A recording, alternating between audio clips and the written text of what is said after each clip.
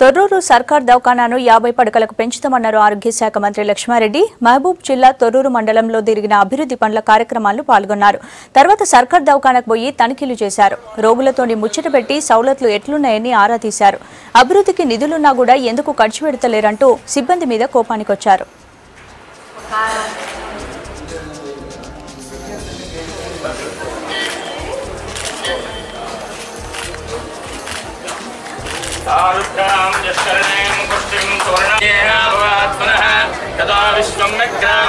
Hospital పరిస్థితి సంతృప్తికరంగా అనిపించలేదు. అంటే గత చాలా ఏళ్లుగా రాష్ట్రం అంతటా హాస్పిటల్స్ ఎట్లా ఉన్నాయో ఇంకా ఆ స్టేజ్లో ఉంది. మరి ఇక్కడ ఉన్న డాక్టర్స్ మినిమం రెస్పాన్సిబిలిటీ తీసుకోలేదని అనిపిస్తా ఉంది.